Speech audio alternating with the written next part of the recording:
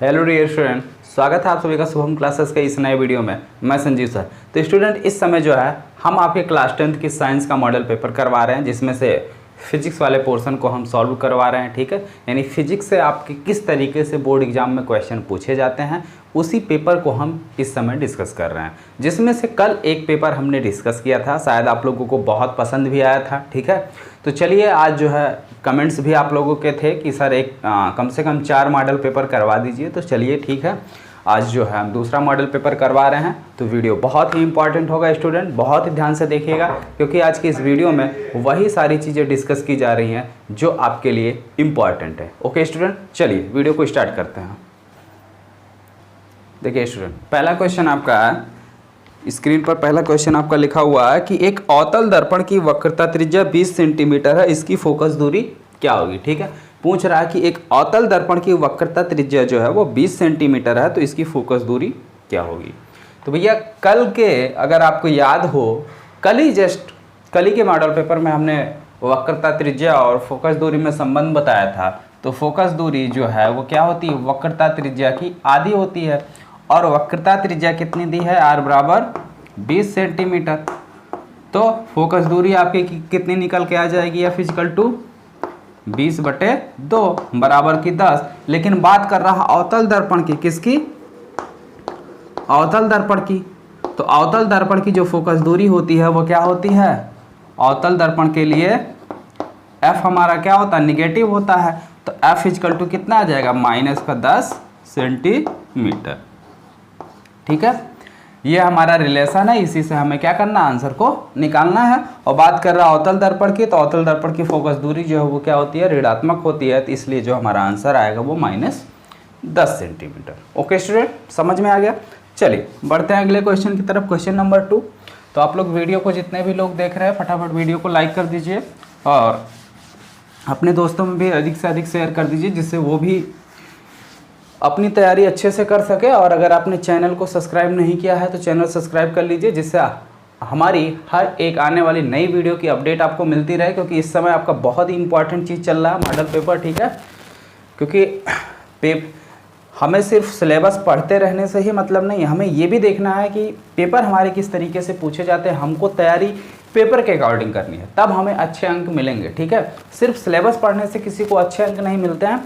Paper के according अगर आपने तैयारी की है तब इसको कहते हैं स्मार्ट वर्क। ठीक है, और बाकी अगर आप सिलेबस पढ़ते चले गए फिर तो ये बैलो जैसी मेहनत हो गई। ठीक है, तो ऐसे मेहनत से कुछ ज़्यादा फ़ायदा नहीं होता है, फ़ायदा होता है तो स्मार्ट वर्क से, इसी को कहते हैं स्मार्ट वर्क। तैयारी किसके अकॉर्डिंग, पेपर के अकॉर्डिंग। देना क्या है, बोर्ड एग्जाम। ठीक है, तो बोर्ड एग्जाम के अकॉर्डिंग तैयारी करो। तो चलिए अगला क्वेश्चन देखते हैं, क्वेश्चन नंबर 2 है, अस्पष्ट दृष्टि की न्यूनतम दूरी। तो स्पष्ट दृष्टि की न्यूनतम दूरी बार बार आप लोगों से बताया गया है कि 25 सेंटीमीटर है। क्या है, अस्पष्ट दृष्टि की न्यूनतम दूरी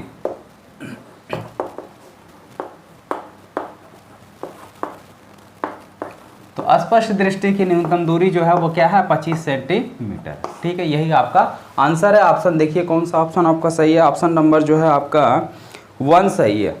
ठीक है, ऑप्शन नंबर 1 आपका सही है। तो चलिए स्टूडेंट बढ़ते हैं अगले क्वेश्चन की तरफ, क्वेश्चन नंबर 3 की तरफ। ठीक है,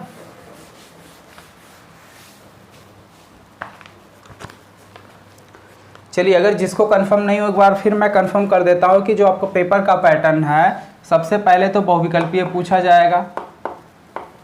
ठीक है, और कितने बहुविकल्पीय पूछे जाएंगे, 4।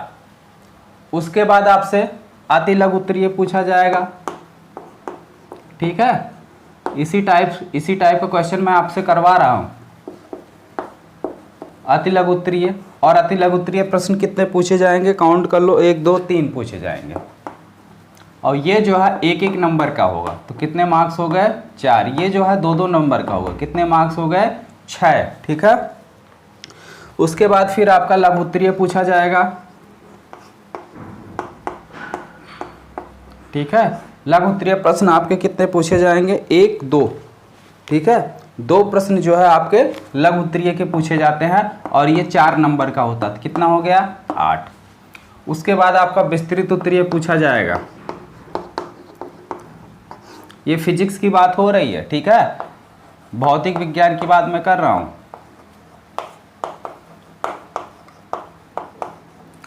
ये भौतिक विज्ञान का आपको बता रहा हूं। विस्तृत उत्तरीय में आपसे कितना पूछा जाएगा, एक क्वेश्चन, और वो भी 7 नंबर का। कितना हो गया, 7। काउंट कर लो कितना हुआ टोटल, 6 4 10, 10 8 18, 18 7 25। तो इस तरीके से टोटल आपके 25 नंबर के क्वेश्चन पूछे जाएंगे, जिसमें से पेपर आपका 70 नंबर का होता है, ठीक है। पेपर आपका क्या होगा, 70 नंबर का पेपर होगा, 3 पार्टों में होता है, फिजिक्स, केमिस्ट्री, बायो। तो फिजिक्स के 25 क्वेश्चन, केमिस्ट्री के 20 क्वेश्चन और बायो के 25 क्वेश्चन। ये फिजिक्स, केमिस्ट्री, बायो, ठीक है।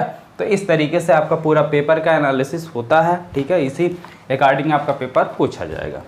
तो बहुविकल्पीय इस समय हम आपको करवा रहे हैं, बहुविकल्पीय के जस्ट बाद अभी हम लघु उत्तरीय करवाएंगे। तो आई होप स्टूडेंट सभी लोग अच्छे से समझ गए होंगे कि पेपर जो है किस तरीके से पूछा जाता है, ठीक है। चलिए बढ़ते हैं अगले क्वेश्चन की तरफ। अगला क्वेश्चन है, प्रतिरोधों के समांतर क्रम संयोजन में क्या चीज़ समान होता है, जिसमें से 4 ऑप्शन आपके दिए गए हैं, धारा, आवेश, विभवांतर और इनमें से कोई नहीं। तो अगर प्रतिरोधों को हम समांतर क्रम में जोड़ते हैं तो उसमें क्या बताई गई थी, पहली चीज, अगर श्रेणी क्रम में जोड़ी गई है, ठीक है, तो इसमें जो है धारा का मान समान होगा, याद रखना, ठीक है। दूसरा, अगर आपका समांतर क्रम में जोड़ा गया है, कैसे, समांतर क्रम संयोजन में जोड़ा गया है, तो इसमें जो है आपका विभव का मान समान होता है, या विभवांतर जो है वो आपका समान होता है, विभवांतर या विभव, ठीक है, जो भी आपको ऑप्शन में दिया रहेगा, इनमें दोनों में से कोई एक लगाएंगे। तो इस समय जो हमारा क्वेश्चन है, क्वेश्चन ये है कि समांतर क्रम में प्रतिरोधों में क्या चीज़ समान होता है, तो हम आंसर लिखेंगे विभवांतर, जो कि हमारा सेकंड ऑप्शन सही है, ठीक है। चलिए आगे बढ़ते हैं अगले क्वेश्चन की तरफ। क्वेश्चन नंबर 4 देखिए भाई, क्वेश्चन नंबर 4 भी आपके स्क्रीन पर लिखा हुआ है। पूछ रहा है कि चुंबकीय क्षेत्र, ठीक है, चुंबकीय क्षेत्र की तीव्रता का मात्रक है। तो चुंबकीय क्षेत्र की तीव्रता का मात्रक पूछ रहा है, चुंबकीय क्षेत्र की तीव्रता का मात्रक आपसे पूछ रहा है, तो बहुत ध्यान से देखिएगा मात्रक कैसा निकलेगा। तो चुंबकीय क्षेत्र की तीव्रता को हम B से डिनोट करते हैं, हमें B का मात्रक चाहिए। किसका मात्रक चाहिए, B का। हम एक फार्मूला जानते हैं, चुंबकीय फ्लक्स अगर हमें पता हो तो चुंबकीय फ्लक्स φB बराबर क्या होता है, V डॉट A, ठीक है। और इसका मात्रक क्या होता है, वेबर, ठीक है। इसका मात्रक हमको निकालना, यही है चुंबकीय क्षेत्र की तीव्रता, तो इसको ऐसे रखो। और ए का मात्रक क्या होता है, ए जो है क्षेत्रफल है, क्षेत्रफल का मात्रक होता है मीटर स्क्वायर, क्या होता है, मीटर स्क्वायर। तो v इक्वल टू कितना हो जाएगा, v का मात्रक क्या हो जाएगा, मीटर स्क्वायर से इधर गुणा, दूसरी साइड जाएगा भाग हो जाएगा, तो वेबर बटे मीटर स्क्वायर, ये हमारे चुंबकीय क्षेत्र की तीव्रता का मात्रक है, ठीक है। कौन सा ऑप्शन आपका सही है, ऑप्शन नंबर 2 जो है आपका बिल्कुल करेक्ट ऑप्शन है। चलिए, तो इस तरीके से आपके चारों बहुविकल्पीय हो गए। चलिए अब हम बढ़ते हैं अति लघु उत्तरीय की तरफ। किसकी तरफ, अति लघु उत्तरीय, जो कि आपके 2-2 नंबर के क्वेश्चन हैं। ये तो 1-1 नंबर का था, 4 नंबर मिल गया ना आसानी से। तो अगर आप अच्छे से तैयारी बनाएंगे तो एक भी नंबर आपका कटने वाला नहीं है, सब मिलेगा। और अगर आप तैयारी अच्छे से नहीं करेंगे तो फिर तो गड़बड़ है। चलिए, अति लघु उत्तरीय का पहला क्वेश्चन है, अवतल दर्पण के मुख्य फोकस की परिभाषा लिखिए, ठीक है। कह रहा है अवतल दर्पण के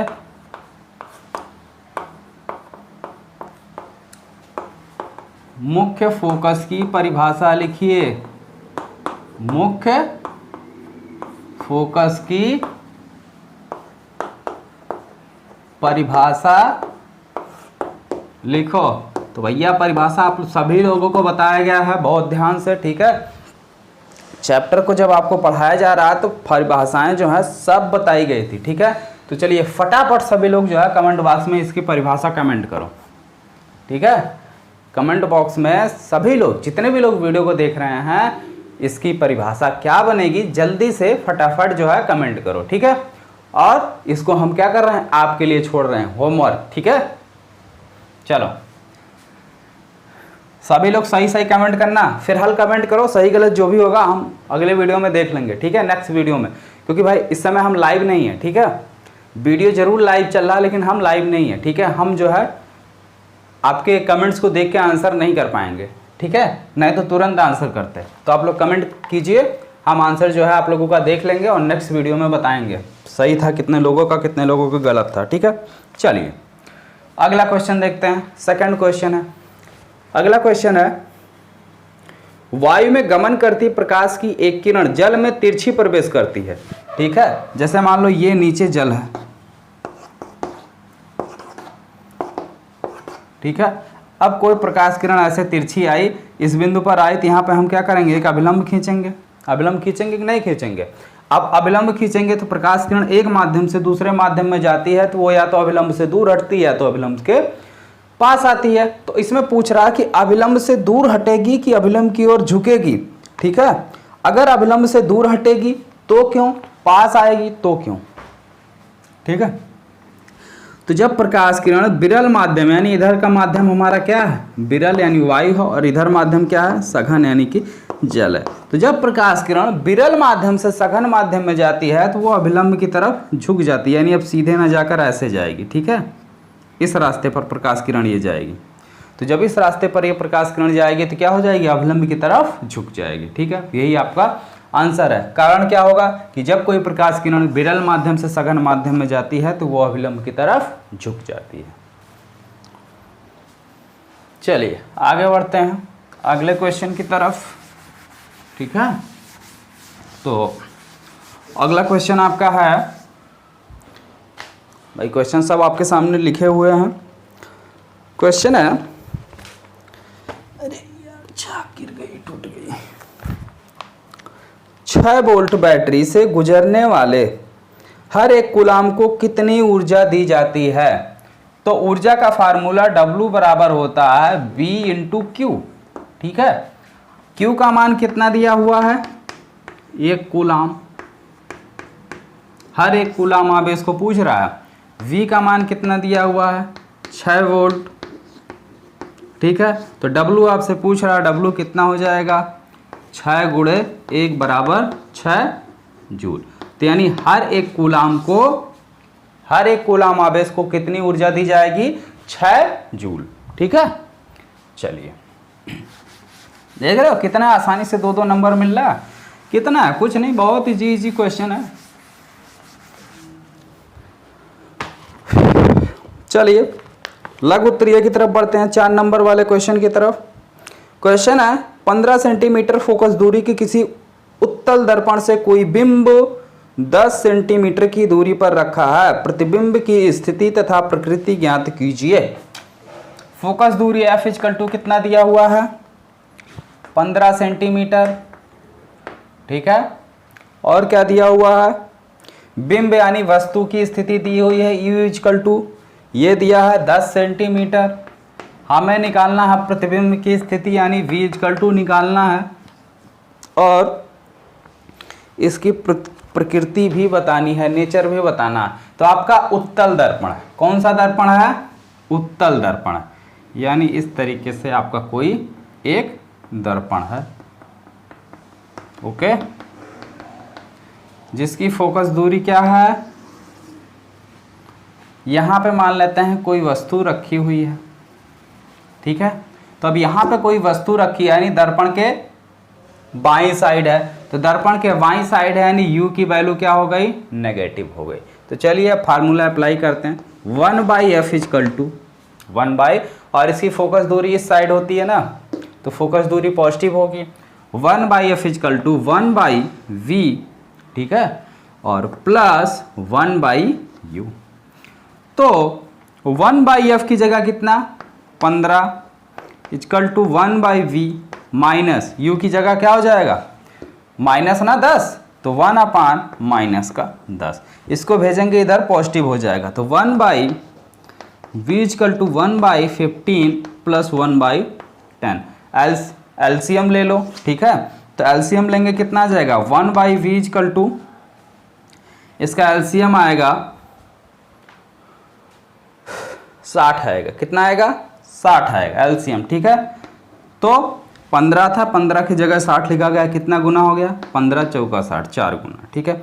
इसका कितना था 6 गुना, ठीक है भाई। 10 था, 10 का 6 गुना है। तो 1/v इक्वल टू क्या हो जाएगा 6 4 10 बटे 60, कैंसिल। तो 1/v इक्वल टू कितना आ गया 1/6। ये इम्प्लाइज करेगा v इक्वल टू कितना आ गया 6 सेंटीमीटर, ठीक है। तो पॉजिटिव आ रही मतलब कि यहाँ कहीं पर जो है इसका प्रतिबिंब बनेगा, ठीक है। तो दूरी यही हमको निकालनी थी, स्थिति हमने निकाल लिया। अब स्थिति भी पूछ रहा है तो ध्यान से देखिए इसकी प्रकृति क्या होगी। तो भाई ध्यान से देखिए, जो वी आई निकल के हमारी ये क्या है पॉजिटिव है, और पॉजिटिव है का मतलब प्रतिबिंब किधर मिलेगा इस साइड मिलेगा। किधर मिलेगा इस साइड प्रतिबिंब मिलेगा, ठीक है। तो यानी जो इमेज बन रही है वो दर्पण के दूसरी साइड बन रही है। तो दूसरी साइड जब बनेगी तो कैसी बनेगी आभासी बनेगी। कैसी बनेगी आभासी बनेगी, ठीक है। तो प्रकृति इसकी क्या हो गई आभासी। क्यों? क्योंकि प्रतिबिंब अगर इस साइड बनती तो वास्तविक होती, और इस साइड बन रही तो इसको हम पर्दे पर प्राप्त नहीं कर पाएंगे, ठीक है। तो जो प्रतिबिंब हमको पर्दे पर प्राप्त हो सकती है वो वास्तविक होती है, जो नहीं हो सकती है वो आभासी होती है, ठीक है। तो चलिए आगे बढ़ते हैं अगले क्वेश्चन को।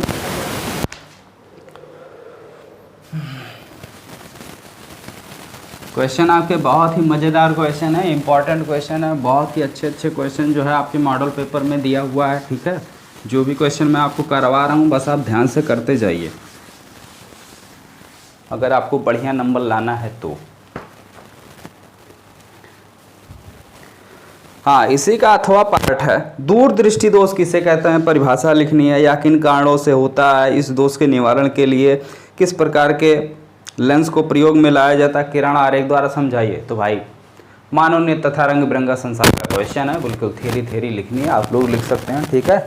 जिसको जो है ये कैलकुलेशन यानी न्यूमेरिकल ना पसंद हो वो थ्योरी भी कर सकता है, ठीक है। कोई बाउंडेशन नहीं है कि खामखा आपको न्यूमेरिकल ही लगाना है, आप अपनी इच्छा के मालिक हैं, आप न्यूमेरिकल भी कर सकते हैं, थ्योरी भी कर सकते हैं, जो आप अच्छा लगे, ठीक है। चलिए आगे देखते हैं, इसमें भी है। चलिए भाई न्यूमेरिकल वालों के लिए भी, न्यूमेरिकल वाले मतलब थ्योरी वाले कह रहे होंगे सर जी आप न्यूमेरिकल ही करवाते हैं, थ्योरी भी करवा दिया करिए कभी कभी। तो चलिए इस बार हम आपको थ्योरी करवा देते हैं, न्यूमेरिकल जो है न्यूमेरिकल वालों के लिए छोड़ देते हैं। आप लोग कर लीजिएगा और करके इसका आंसर कमेंट कीजिएगा। न्यूमेरिकल का क्वेश्चन है कि 1 घंटे में 50 विभवांतर से 900, 1 घंटे में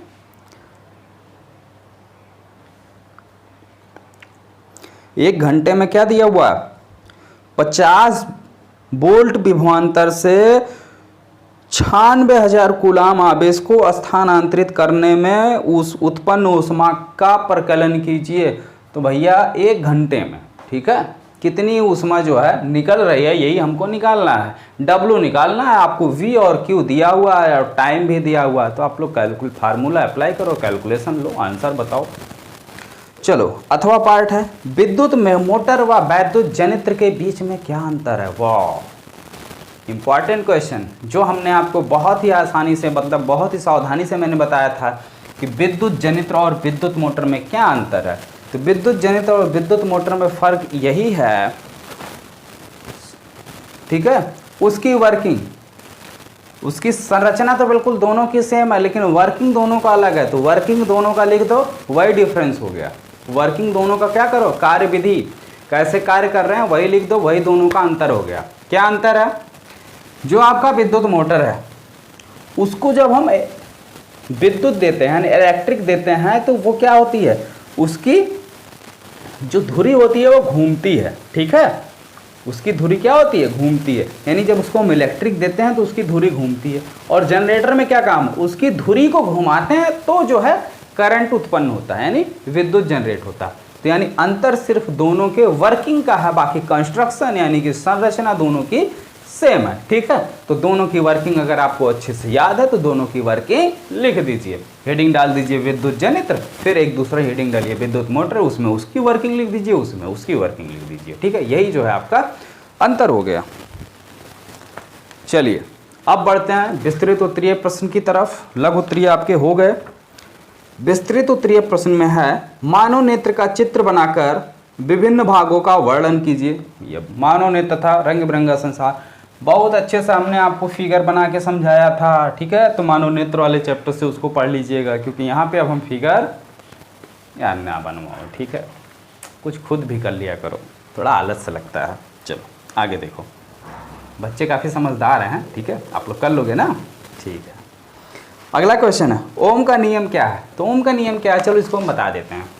यदि किसी चालक तार की भौतिक अवस्था, जैसे भौतिक अवस्था में आ गई आपकी लंबाई, दाब और ताप, इन तीनों में क्या हुआ जाए, परिवर्तन ना किया जाए, तो उसमें बहने वाली धारा उसके सिरों के बीच लगे हुए विभवांतर के अनुक्रमानुपाती होती है, ठीक है। विभवांतर के अनुक्रमानुपाती होती, यही ओम का नियम है। प्रोपोर्शनल का चिन्ह हटाने के लिए एक कांस्टेंट आर लाया गया, V = I R, यही ओम का नियम है, या V/I = R, मतलब कि एक नियतांक।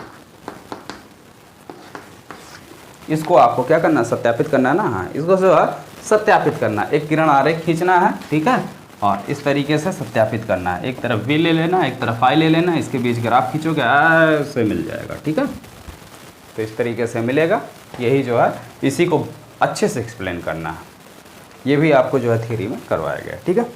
तो इस तरीके से आज आपका मॉडल पेपर दूसरा भी सॉल्व करवा दिया गया है, ठीक है। तो आपके फिजिक्स के 2 मॉडल पेपर हमने सॉल्व करवा दिए हैं। कल हो सकता है एक मॉडल पेपर और सॉल्व करवा देंगे। बाकी जो केमिस्ट्री और बायो के मॉडल पेपर हैं, ये आपको केमिस्ट्री और बायो वाले टीचर जो है सॉल्व करवाएंगे, ठीक है। और कोई जो है बदमाश ठाकुर करके एक बच्चा था जो केमिस्ट्री के वीडियो में कमेंट किया था, तो आप लोग अब जो है हाई स्कूल में पहुंच गए हो, काफ़ी समझदार हो चुके हो, ठीक है। तो जो कुछ भी कहते हो तो अपने वर्डों पर थोड़ा सा कंट्रोल रखो, ठीक है, क्योंकि जैसे वर्डिंग आपकी आती है, हम लोग भी उस दौर से गुजर चुके हैं, ठीक है। हम लोग भी कभी हाई स्कूल में रहे, मान लो इस समय आपको पढ़ा रहे हैं, तो इससे इसका क्या मतलब हुआ कि हम लोग कभी हाई स्कूल से नहीं गुजरे हैं, हम लोग भी हाई स्कूल के दौर से गुजरे हुए हैं। तो इसलिए अपनी वर्डिंग पे जो है ना कंट्रोल रखो, ठीक है। बाकी और कोई दिक्कत नहीं है, आप लोग बहुत ही समझदार हो, आप लोग चीज़ों को अच्छे से समझते भी हो।